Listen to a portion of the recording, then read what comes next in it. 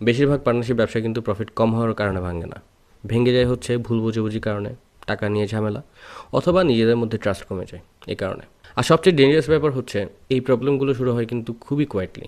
এখন ব্যবসার শুরুতে যারা পার্টনার থাকে তাদের মধ্যে সম্পর্ক অবভিয়াসলি ভালো থাকে, এই কারণে তারা ব্যবসা শুরু করবে চিন্তা করতেছে, সবাই ভাই ভাই, একসাথে বড় হবে, একসাথে বিজনেস করবে। বাট ঝামেলা শুরু হয় যখন ব্যবসা আস্তে আস্তে বড় হতে থাকে, যখন টাকা পয়সার ব্যাপার চলে আসে, অথরিটির ব্যাপার চলে আসে, ডিসিশন নেওয়ার ব্যাপার চলে আসে, যখন লাভ লোকসান নিয়ে কথা ওঠে, তখন কিন্তু ঝামেলা শুরু হয়। আপনি যদি পার্টনারশিপ ব্যবসা করবেন চিন্তা করে থাকেন আপনার ভাই ব্রাদার কলিগ আত্মীয় স্বজন যে কারোর সাথে, তাহলে এই ভিডিওটা আপনার জন্য খুবই ইম্পর্টেন্ট।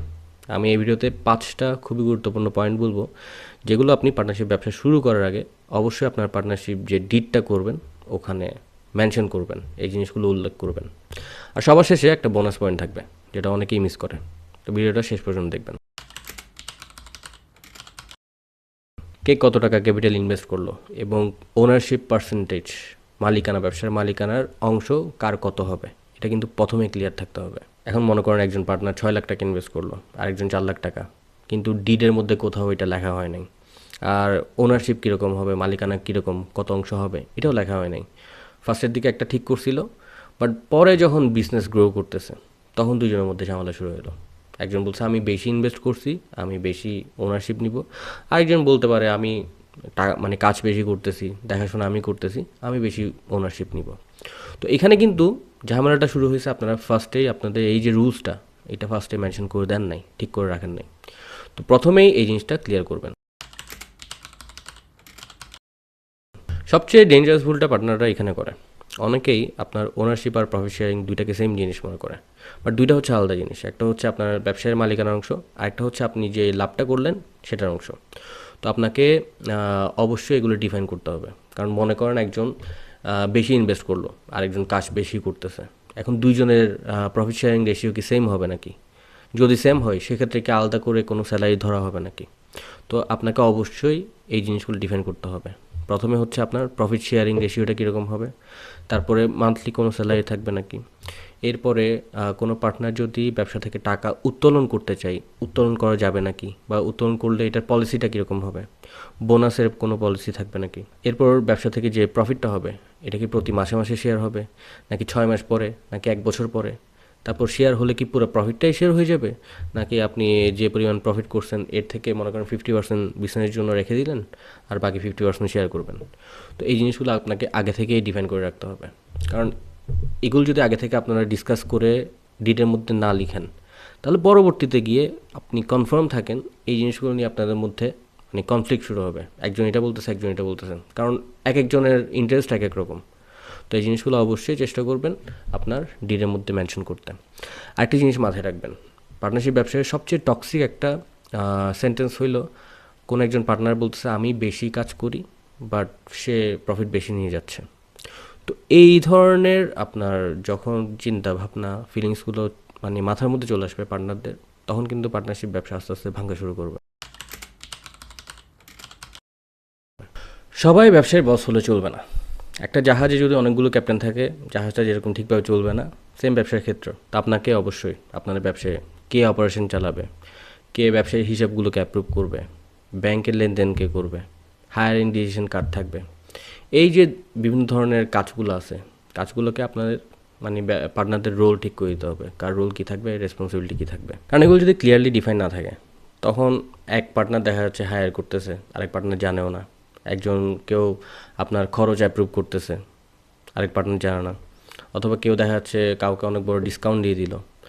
তো এই যে জিনিসগুলো এগুলো যদি আগে থেকে ঠিক না থাকে, তখন কিন্তু কনফ্লিক্ট শুরু হয়ে যাবে, তখন আপনার যে বিজনেসটা এটা একটা পলিটিক্যাল ব্যাটেল গ্রাউন্ড হয়ে যাবে। এই সেকশনটা কেউ লিখতে চায় না, কিন্তু সবচেয়ে বেশি দরকার হচ্ছে এটাই। কারণ আপনার পার্টনারশিপ ডিডটা কেন করতেছেন, এটা তো নিশ্চয়ই ভালো টাইমের জন্য করতেছেন না, ভালো টাইমের সময় তো সুন্দরভাবে সব কিছু চলবে, কোনো কনফ্লিক্ট থাকবে না। পার্টনারশিপ ডিডটা করতেছেন যখন খারাপ খারাপ টাইম আসবে, যখন কনফ্লিক্ট হবে, তখন জিনিসগুলোকে কীভাবে সলভ করা যায় এই জিনিসগুলো ক্লিয়ার থাকার জন্য। তো কোনো পার্টনার যদি এক্সিট করতে চায়, তার শেয়ারের ভ্যালুয়েশনটা কীভাবে হবে, সে তার শেয়ারটা আগে কাকে সেল করবে, আগে পার্টনারদের মধ্যে করবে নাকি বাইরে যে কাউকে সেল করে দিতে পারবে, তারপরে কেউ মারা গেলে তার শেয়ারের অংশ কে পাবে, ডিসপিউট যদি হয় সেক্ষেত্রে এটাকে সমাধান কিভাবে করবে, কোনো মিডিয়েটর থাকবে নাকি। তো এই জিনিসগুলো চেষ্টা করবেন ডিফাইন করে রাখতে। বেশিরভাগ পার্টনারশিপ ব্যবসা এখানেই ভাঙে, কারণ পার্টনারশিপ ব্যবসা সার্ভাইভ করার জন্য দুইটা খুবই গুরুত্বপূর্ণ জিনিস আছে। একটা হচ্ছে ট্রাস্ট, একটা ট্রান্সপারেন্সি। তো যেখানে ট্রান্সপারেন্সি থাকবে না সেখানে ট্রাস্ট কীভাবে থাকবে। আর ট্রান্সপারেন্সি কিন্তু ইমোশন দিয়ে চলে না, ট্রান্সপারেন্সির জন্য সিস্টেম দরকার। আপনাদেরকে অবশ্যই পার্টনারশিপ ডিডের মধ্যে কে হিসাব মেনটেন করবে, আপনার ফাইন্যান্সিয়াল রিপোর্টিং কতদিন পর পর হবে, ব্যাংক অ্যাক্সেস কার কার কাছে থাকবে, অডিট হবে নাকি, হলে কতদিন পর পর হবে, আর যদি কেউ ব্যক্তিগত খরচ করে ওইটার পলিসি কী হবে, এগুলো অবশ্যই ডিফাইন করবেন। আচ্ছা, এগুলো ছিল আপনার 5টা পয়েন্ট যেগুলো আপনারা অবশ্যই চেষ্টা করবেন পার্টনারশিপ ডিডের মধ্যে অ্যাড করতে। তো এখন একটা বোনাস পয়েন্ট বলি, এটা হচ্ছে নন কম্পিট ক্লজ। এটা হচ্ছে আপনার কোনো পার্টনার যদি বের হয়ে যায়, আপনার ব্যবসা থেকে এক্সিট করে, সেক্ষেত্রে এই ক্লজটার মানে এটা বলে যে সে সিমিলার কোনো ব্যবসা করতে পারবে না, যাতে করে আপনার ব্যবসাটা সুরক্ষিত থাকে, সে আপনার ক্লায়েন্ট নিয়ে যেতে না পারে, সিমিলার ব্যবসায় আপনার কম্পিটিশন হইতে না পারে। কারণ আপনি যে ব্যবসাটা করতেছেন, আপনারা যে ব্যবসাটা বিল করছেন সেটা সেও জানে। এখন সে যদি আপনার কম্পিটিটর হয়ে যায় তাহলে আপনার ব্যবসার জন্য অবশ্যই খারাপ হবে, সে আপনার ক্লায়েন্ট নিয়ে যেতে পারে। তো এই কারণেই এই ক্লজটা অ্যাড করার চেষ্টা করবেন। তো একটা কথা মাথায় রাখবেন, একজন ভুল মানে খারাপ এক্স পার্টনার আপনার পুরো ব্যবসাকে কিন্তু ড্যামেজ করতে পারে। পার্টনারশিপ ডিড কিন্তু শুধুমাত্র একটা লিগ্যাল ডকুমেন্ট না, এটা হচ্ছে আপনার বিজনেস রিলেশনশিপের একটা অপারেটিং সিস্টেম। তো অনেকেই আপনার পার্টনারশিপ ডিড করে, বাট ওইটা প্র্যাকটিক্যাল হয় না, ওখানে জাস্ট লিগ্যাল কিছু কথাবার্তা। বাট আপনাকে মানে আগে থেকে ডিসকাস করে প্র্যাকটিক্যালি আপনার এই জিনিসগুলো পার্টনাররা কী ঝামেলায় পড়তে পারে এগুলো চিন্তা করে আপনার ডিডের মধ্যে ওগুলো উল্লেখ করবেন, যাতে করে ফিউচারে গিয়ে আপনাদের বিজনেসটা সার্ভাইভ করতে পারে, প্লাস আপনাদের রিলেশনশিপটা সার্ভাইভ করতে পারে। কারণ রুলস যদি ক্লিয়ার থাকে, আপনার বিজনেস রিলেশনশিপ, আপনার পার্সোনাল রিলেশনশিপ এগুলো সার্ভাইভ করতে পারবে, কারণ রুলস ক্লিয়ার। বাট রুলস যখন ক্লিয়ার থাকবে না, আনক্লিয়ার হবে, তখন ঝামেলা শুরু হবে, তখন একজন এক একটা রুলস তৈরি করতে চাইবে। তো অবশ্যই রুলস ক্লিয়ার থাকতে হবে।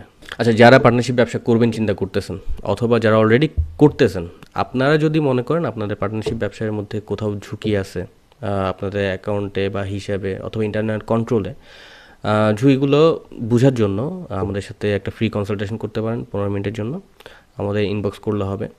আর যারা নতুন পার্টনারশিপ ব্যবসা শুরু করতেছেন, আপনারাও পার্টনারশিপ ব্যবসার ডিডগুলো কীভাবে করবেন, সিস্টেমটা কীরকম হবে, হিসাবগুলো কীভাবে রাখবেন, কন্ট্রোল কী কী থাকবে, এই জিনিসগুলোর জন্য আমাদের সাথে যোগাযোগ করতে পারেন, আমরা এগুলোতে আপনাকে সাহায্য করতে পারবো। পার্টনারশিপ রিলেটেড যদি কোনো কোয়েশ্চেন থাকে বা অন্য কোনো ভিডিও দেখতে চান অবশ্যই জানাবেন।